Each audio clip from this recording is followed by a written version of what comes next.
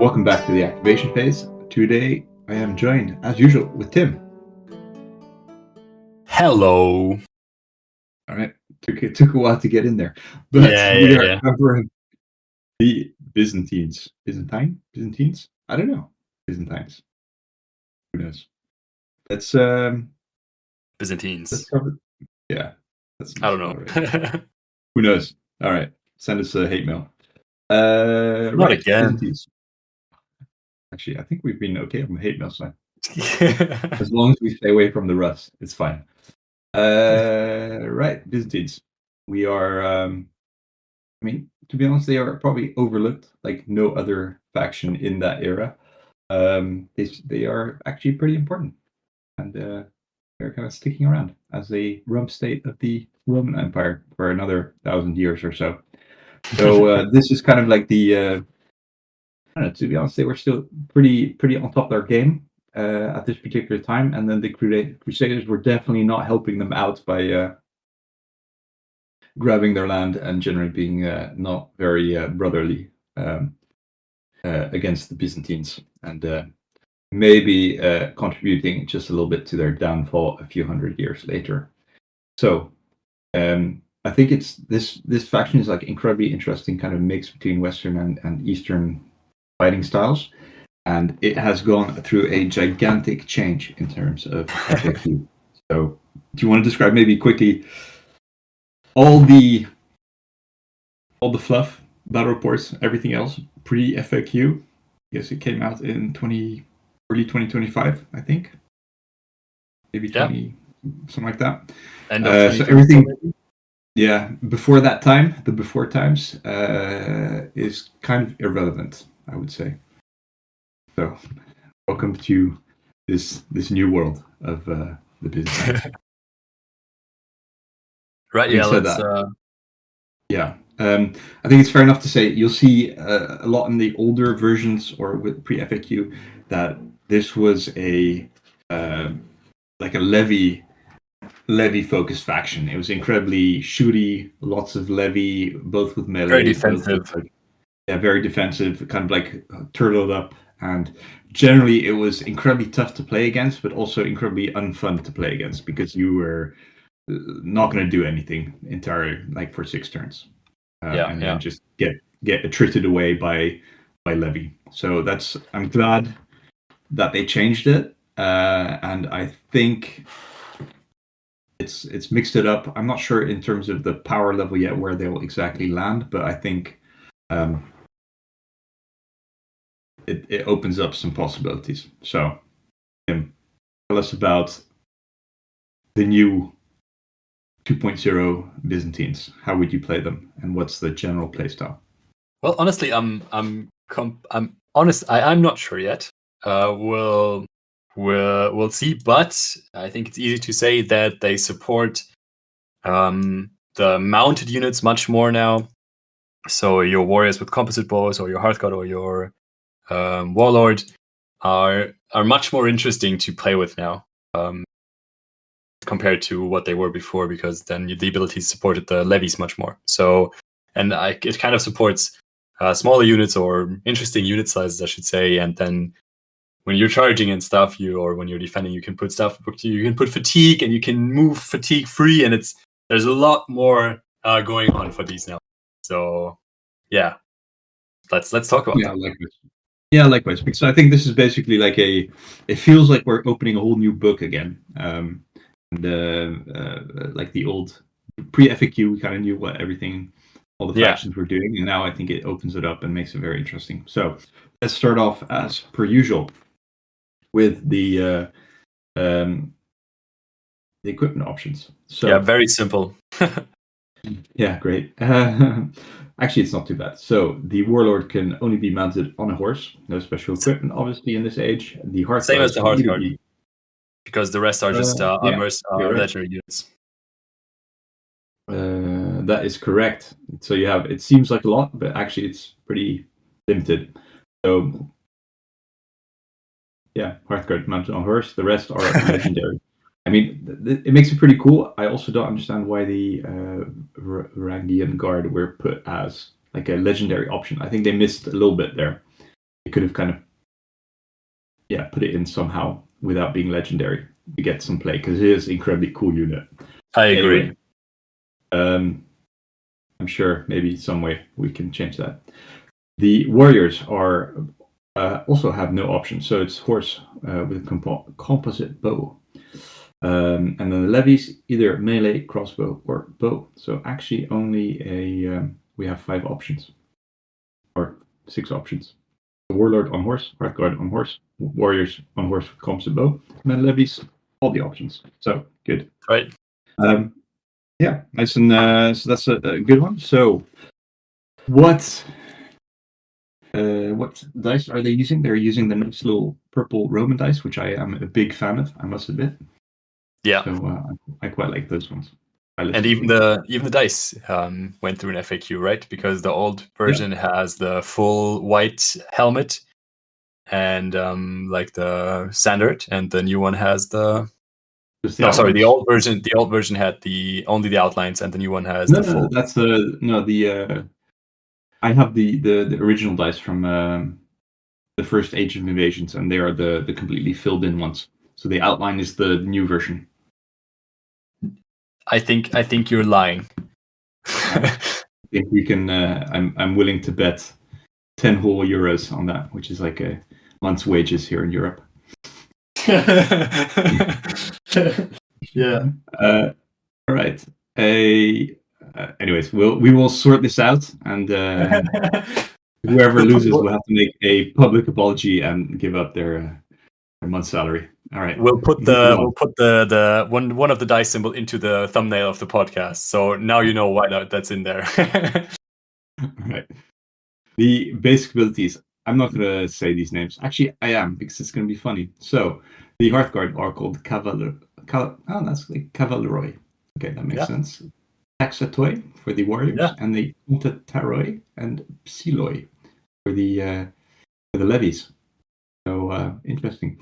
The combat bonus and domesticus are the combat bonus is the same. The previous ones, which I were trying to say, like with the Hearthguard warriors and levy, are all the same as well. Where it gets interesting is where the combat bonus would be. So it's called a domesticus.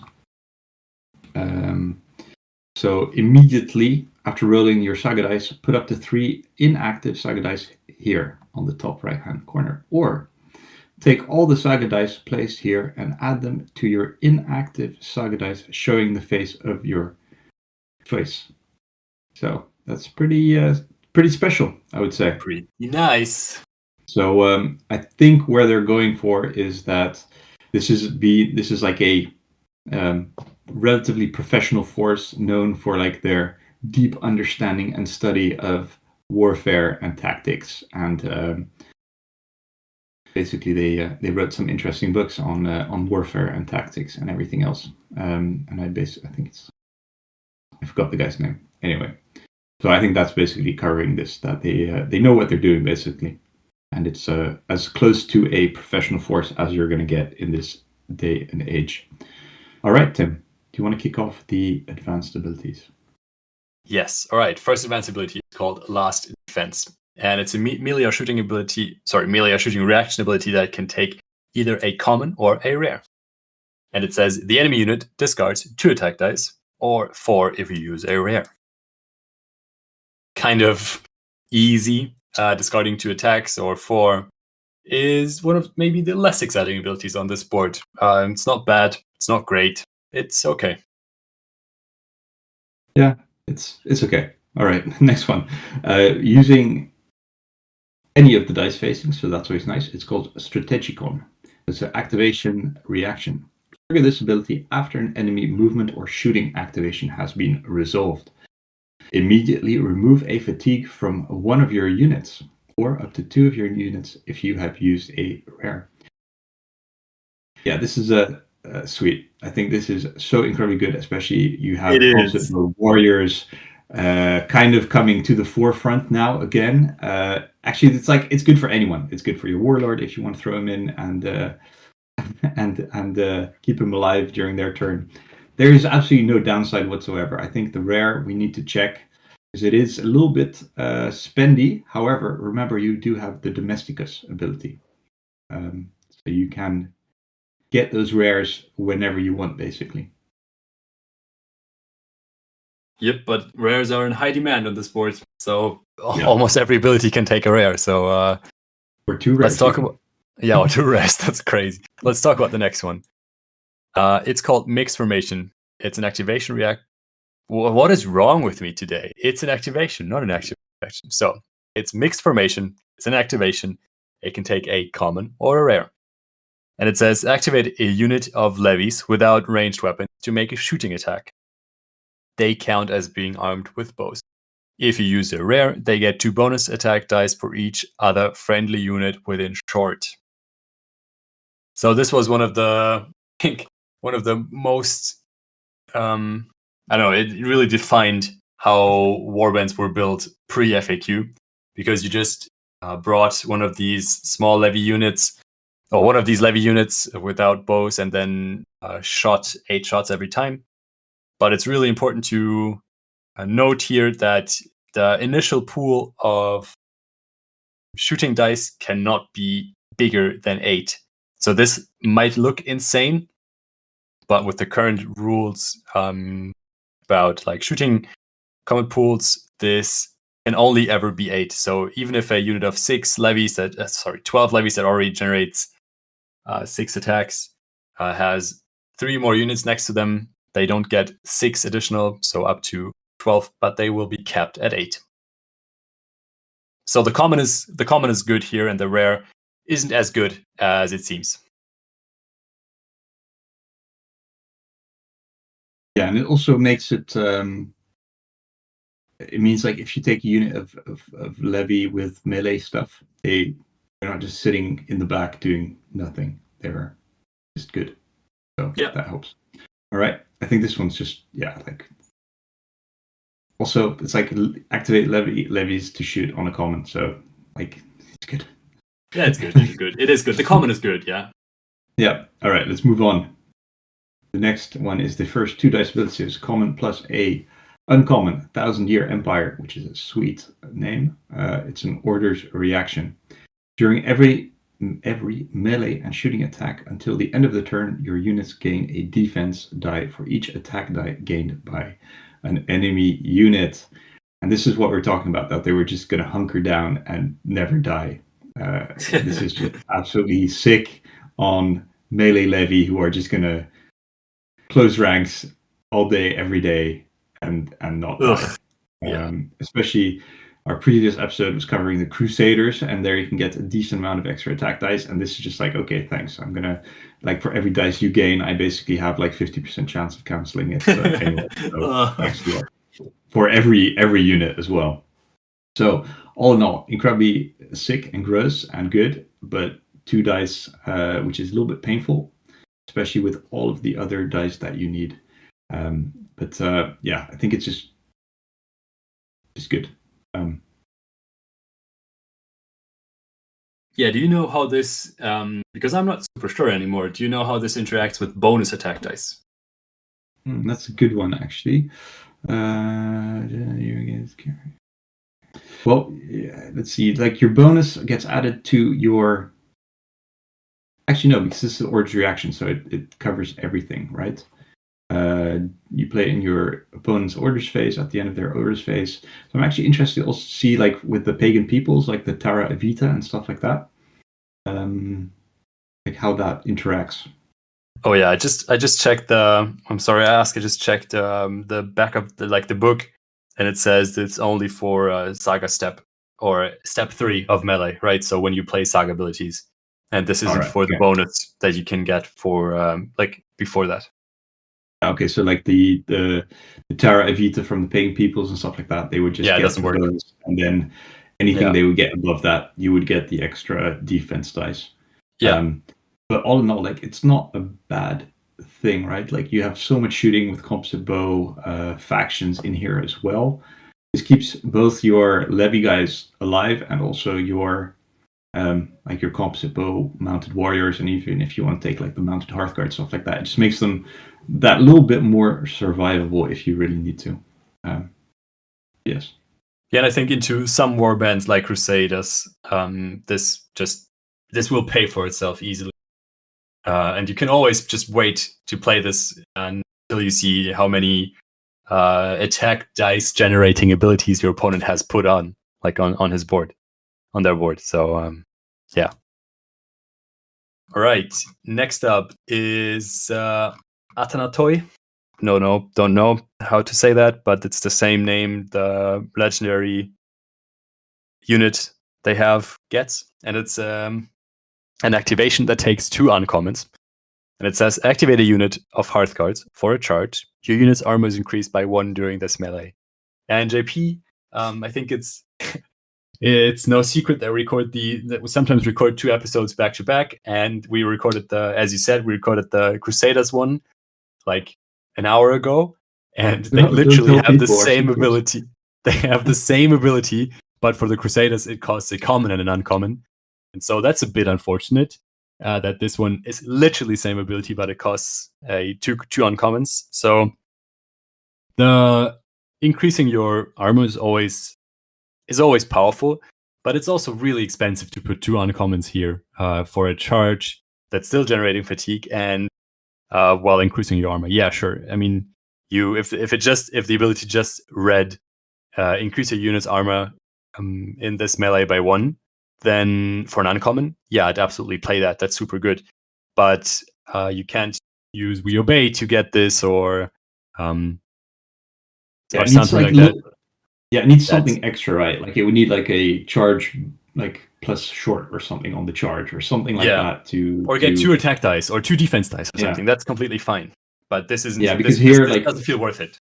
Yeah, because basically what they're trying to simulate here with this ability is like the heavy cataphract type Hearth guard that the Byzantines had, and that isn't reflected in the equipment options at all. Like you have to go into the legendary legendary units, which basically no one uses. So I think it's a little bit of a missed chance. Like they needed to show a little bit extra in terms of being able to show like this really heavy cavalry charge smashing everything, like more attack dice or more rerolls or something, right? Or just an auto hit or 2 auto hits, right? Showing that they rush in there or something. I mean, you can make it an uncommon and a rare if you include auto hits. But this doesn't feel like it represents that well. Yeah, that's a little bit spendy. Yep. Okay. Next one, it has been FAQ'd and it is using either an uncommon or a rare. It's called Face the Barbarians. Nice. I know, it's like a good heavy metal like song title. This is a melee ability. So for each friendly unit within short, gain 1 attack dice and 1 defense dice with a maximum of 3 of each. If you use a rare, the enemy unit gets a fatigue. So there's no limitation. So you can basically use it on like your warlord, for example, if she's being targeted in the middle of like your little pack, and it just adds a nice little boost to whatever you're trying to do. Also makes it painful if you want to charge in your charge levy, and then suddenly they have a lot more attack and defense dice again, which sucks. So all in all, I think it's worth it. The rare, I think there you would have to see how you're playing around with Domesticus and that kind of stuff to see if it's worthwhile. I'm not entirely sure. I think, I don't know, giving fatigue always good. So I think probably a good place to put it. But as we'll see in the next 4 abilities, your rares are like in high demand for sure. Yeah, high demand. So I'm not sure. I think we would need to play it, but I'm already getting kind of hyped with just reading the board. So who knows? Maybe this is going to be my next one. Yeah, I think just considering that you get all the effect for the uncommon, and then having a rare instead of an uncommon isn't a huge change. But like in terms of how expensive the ability is. Of course, it's changed, but not as big. So I think the extra fatigue for I feel like the rare is just really good value on this ability. Having the potentially 6 extra dice and then a fatigue for a rare. Just I feel like that's a moneymaker if you can really use this to its full extent, because having the defense dice will be even greater with the fatigue on your opponent, because you can increase your armor, of course, and the attack dice will be even greater if you can lower your opponent's armor. So this just feels like a really good ability.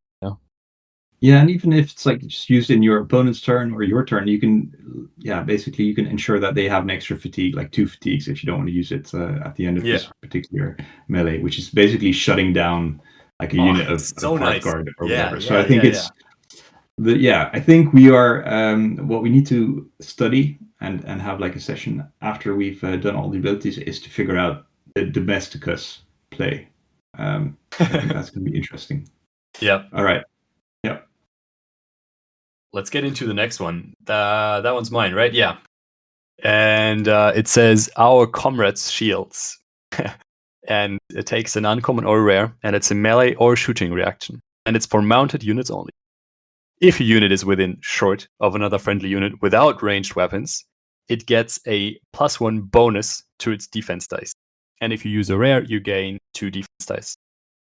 So the +1 bonus to defense dice, and I think we saw that on the kind of the same ability exists for the Persians in Alexander, and there it's completely broken because it's basically like closing ranks with your mounted units while retaining all the attack dice, and if you use the rare, you gain 2 defense dice. So this one, incredible, makes your mounted unit so good. And of course this is even better in melee, because then you can fight back, but if you have to use it in shooting, then it is what it is. But this one, I don't know, the FAQ abilities on this board are absolute powerhouses. I love them. Yeah, I also like that they changed this to mounted as well, because I think previously it was for like there wasn't any limitation, so basically your levy was like unbeatable. But here it's I think that's also a big change, and also a really interesting change as well, because it really makes it interesting to take like mounted Hearthguard or composite bow warriors. So I think it's pretty sweet. Yep, nice one. All right, nice. Okay, the next one is like a big brain ability. It's a rare. So you need a rare to get more rares. It's called Basileus. It's an orders ability if there are less than 2 dice on Domesticus. So in parentheses, that's the top right replacement of the activation pool. Take 2 available Saga dice and place them on Domesticus. All right. This is like does absolutely nothing in terms of like abilities or anything else, but this is like a let's see. Let's work through this. So this is orders ability. So you, the Domesticus is a special ability where you can either put things on or take the dice off during the I guess the orders phase. You can't do it during your activation phase. Yeah. And it basically replenishes your I guess you're going to put down and choose that they're going to be rare dice, right? Yeah. Most of the time you will. Yeah. You basically need a rare to put down 2 more rares, but you put them down for next turn, right? So because you put them down. Yeah, you have to save them up. So you basically trade in 1 rare this turn for 2 rares next turn. Is how it will work. And you should do that every turn, right? Because then you just this ability alone over the course of like 5 turns will generate 4 extra rares. So this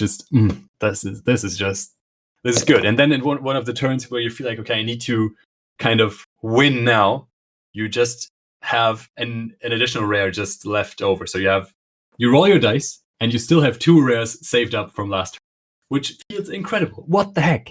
And then if you don't need to use them right now, you put one of them back in here, and then you have another 2 dice saved up for next. It's an incredible dice economy.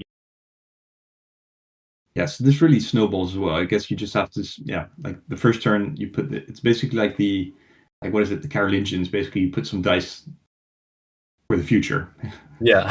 It's not quite the same idea, but like and then essentially all of like the what we're talking about, like, oh, you need rare for this and that. Like you've got the rare exactly when you need it.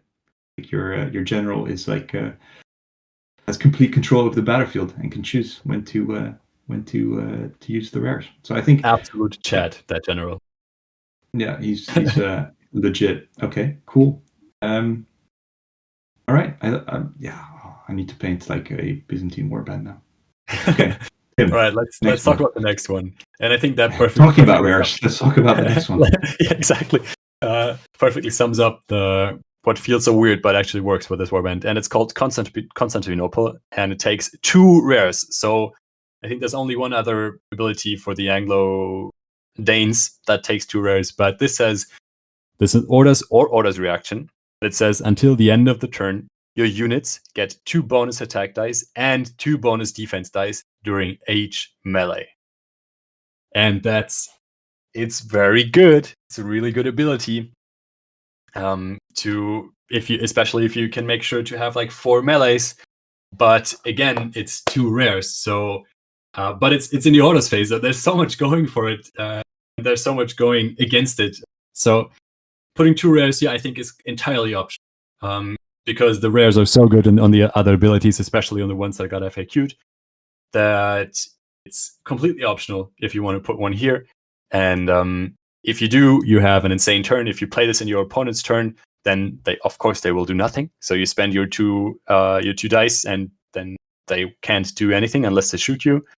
So that's powerful. I think as something you want to do on your turn, that's probably not as powerful to put them on your kind of to enhance your attacks. I don't think that's as good. So this is just optional, and it's great to have. I think that's the summary of this. Yeah, I think you really have to line it up, right? Because if you're playing this, you're probably using the rest of your dice in terms of just like movement and other stuff, and then you're hoping that just like 4 charges plus like 2 attack dice plus 2 defense dice are gonna bring you through, right? And you might play 1 or 2 other abilities, and then you're gonna have nothing. Yeah. I think it's probably like I'm not even sure you would do it at the end of the. Yeah, it would be like a end of game type, all out, have to wipe things type play. But it's still like, even with like Domesticus and everything else, it's going to be a tough one to justify compared to some of the other really good abilities on here. Agreed. Defensive, good, or somewhat good, and offensively, meh. Yeah, especially with it doesn't do anything for shooting, but whatever. Yeah, it doesn't do anything against or for shooting. The shame, but it's kind of balanced, I guess. Yeah. Okay. So last one, Bucellarius. So it's a activation using a common, which I think is the only one. No, there's a few with commons. So activate a mounted unit for a movement that does not generate fatigue. Oh, yes, we love that. Yes, please. What? We love that, plus availability of composite bow mounted warriors. Actually, anything, even your Hearthguard, this is going to be sweet. This is like basically you're going to be moving 24 inch or move plus charge 24 inches and like slapping someone with this. So yes, this is like, there's no downside. Why would you not do this? You're going to play. You're going to have to use a common anyway to move them. So why not move them like fatigue free? Yeah, and then you can run them away. So it doesn't matter with like your what's it called, with the composite bow, which is always the problem where you do like 2 things, and then after you shoot, you start like piling up the fatigues. So I think that gets around this. So it's good. It is good for the because this is only a move, right? It's not a charge. So for charges, you can charging 24 or 36 inches with mounted makes no difference here, because you move and then you move for free with no fatigue and then charge. So that doesn't really support the long charge plan for 24 inches, but for 36 it's nice, and it really supports bringing like 24 warriors with composite bows, because you can have one unit that has a banner. So you send it in, and they shoot, and then they run out, and they have a fatigue, but it doesn't matter. And then another unit, you send it in, they shoot, and then they run out. You use this to run them out. Really nice. Yep. I think that's this is good. So cool. Like, it is so like, cool. Yeah. This has changed significantly. I can't remember what the last one was. I think was that the one where you're like activating all your levy or something stupid? I have no idea. Maybe. I think this replaced the one where you activate all your levy for basically nothing. So, I see. This one is I like it. I think I'm getting more excited reading this board now compared to the way it was. So I'm starting to think, what do I have in my bits box that I can convert into Byzantines? Nice. I think it might be like a fluffy army that I'm like, oh, okay. You know what? Let's talk about how will you build this, Tim? You give us like OP, absolutely broken, optimized build. Yeah, I honestly don't know yet. For the whole of the like Crusade book, I don't really know. But I feel like the composite bows work super well now, and having a mix of your maybe one unit of 6 Hearthguard, and then 1 or 2 big unit of composite bow warriors, and then the rest levies. The crossbow levies are still really good, and with all the abilities you have on here, you can somewhat defend them, and so or make them annoying to charge. And then the levies with no equipment are obviously super nice with the mixed formation. So maybe it's something like, I don't know, something like 6 Hearthguard, then 12 and 12 warriors with composite bows, and then 11 levies with no equipment, and 7 levies with crossbows. So that ends up as 6 dice total, and you have that 11 levies that can shoot with mixed formation, and they can be quite survivable. And you have the composite warriors to play for conquest points, and your Hearthguard are just super tough to kill them. So I think overall it's really interesting. Yeah, I think now essentially everything is supported, right? Like you have some nice, you have some nice abilities which can, I guess, like the weakest one is probably still your Hearthguard. Like they're not super supported. I mean, they have the Athenatoi, which is nice, but like if you know you're going to charge in your Hearthguard, okay, you're probably going to rein back a little bit on other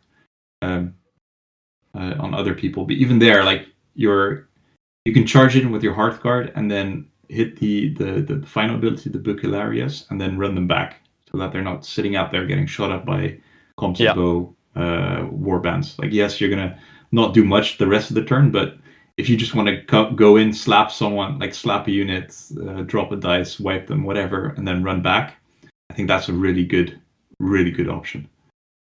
I think you're actually exactly right. The Hearthguard are probably the one that you can drop easiest. Like so you can definitely bring many more levies to be to have a big board presence. Yeah, but I think in the end, like your levies, you're not really activating them for moving or anything else very easily on this board anymore. Yeah. So I think they've taken that away and they've kind of pushed you more towards like the composite bow warriors, and then also they basically made the Hearthguard more interesting because like the rest of the option, the levy, are not so interesting anymore. So I think probably what I would do is pretty close to what you're suggesting. I think the 2 units of composite bow warriors probably a little bit overkill. So I think like 12 composite bow warriors would probably be nice with like a banner. And then they would be very super flexible, right? Like you're just running them up. Like they're even okay in melee because they're still warriors. So I think that would be interesting. That would kind of like be the basis what I would take. And then I think I would take like a maybe even 2 points of Hearthguard, mostly because I have some of the V&V Cataphract, like the Byzantine Cataphract. Right. Yeah. And those are really like just good looking unit to put on the table. I think it's like probably you're right, like 1.5 points, like 6 Hearthguard, probably more efficient, but yeah, they look cool. So I think that's probably good enough for me. So, and then 2.5 points, I think 1 point of melee levy, 1 point of what's it called? Crossbows. Yeah. I don't know. Maybe, and then I still will have like half a point, right? Yes. I don't know. Maybe you're right. Maybe you take just 2 points of what's it called? Warriors. I don't know. I think probably come to about the same loadout as what you're saying, and then it's like you can do a little bit of everything. You can play around, and you have some pretty cool looking models. So I think, yeah, all right. I think like maybe some mercenaries might be interesting for them as well, like the Turco Poles, for example, or I don't know, the scouts. There's just a lot more. Obviously the borders are insane, so yeah, just a lot more options, more interesting now. Yeah, I think it's also like a yeah, I think there's a lot of like combination as well. You still need to have like units supporting each other. So it's not like easy mode anymore. I think it's going to be a much more interesting and also to play against, which is also important. All right, I like this one. I think I'm going to dig around my my bits box to see if I can bring together like a Griffin Beast Dark Age Warriors / Byzantine army again. All right, so I think my final score for these guys is probably like a 3.5. I think that's fair because they're quite restricted. Once you jot down on your sheet that you're bringing 4 points of warriors or something, you're bringing 4 points of composite warriors. Not much you can change about it. So that's always a bit rough. But other than that, I think, yeah, 3.5 is my rating. What is yours? Yeah, I think in terms of strength, they've definitely gone down a peg. I think I would rate them like 3.5, 4. Yeah. Like they're in terms of like hobby, like painting and modeling. There are some really interesting options. I think Fire Force brought out like some really nice models recently, and unfortunately, they still have like the really old foot models, which kind of look not great. So I think, yeah, I think some kit bashing would be in order to make something that looks nice. But what I'm thinking about actually is to see if this is something you can play with Age of Crusades and start using like some of the parry boxes and like kit bashing those and mixing like some of the like more. Oh, you mean Chivalry? Yeah, like the what's it called? Like the Agincourt Knights or like one of those earlier phases. Like I think that would be pretty cool to kind of like research what they would look like. I think we spoke about it briefly with Florian a while ago, and it's basically like a ragtag band of people, like they like half Italians at that point of time.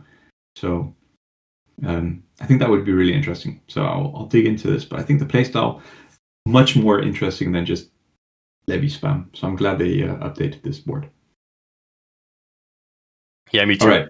So I think I gave 4.5 out of, I don't know, like what are the Byzantines? Like what do they do? What?